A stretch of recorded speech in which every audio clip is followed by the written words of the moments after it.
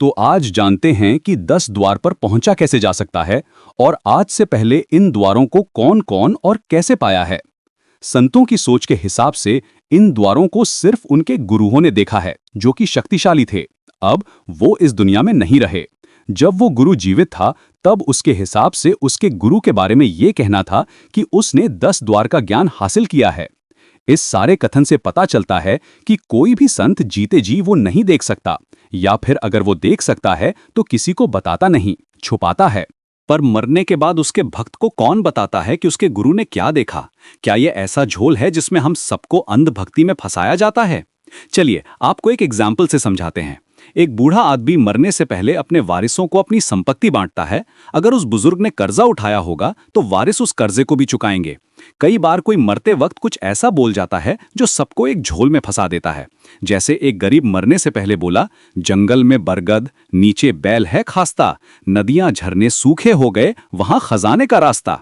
अब इस कहावत के हिसाब से वारिस को ढूंढना होगा कि खजाना कहां पर छुपा है।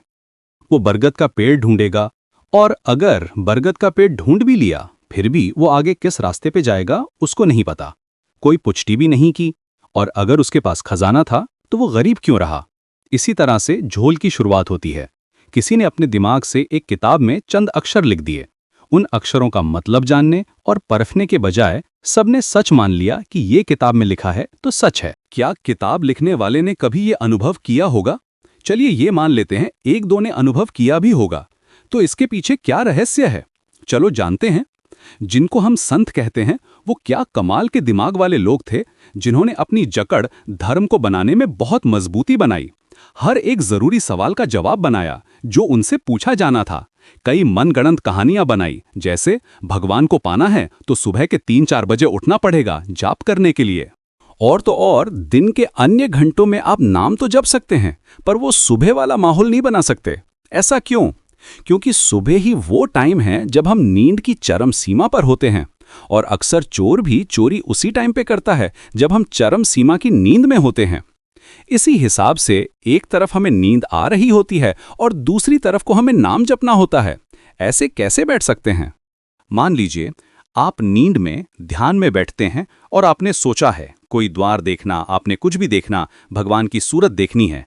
आपको ध्यान करते करते नींद आ गई, तो आपको वही भगवान की सूरत सपने में दिखाई देगी, क्योंकि आपका लास्ट टाइम की माइंड हिस्ट्री जो भी थी वो आपको सपने में दिखाई देती है। अक्सर नहीं होता, हाँ, कभी कभी होता है। और नींद में उसका सपना आ गया तो हम अपने आप को संत बताने लगते हैं। अगर आप इस ट्रिक को इस्तेमाल करना चाहें तो आपको किसी धर्म को अपनाने की जरूरत नहीं। आप कभी भी ये ट्रिक परख सकते हैं और जो कहते हैं 10th गेट, वो आप हासिल कर सकते हैं।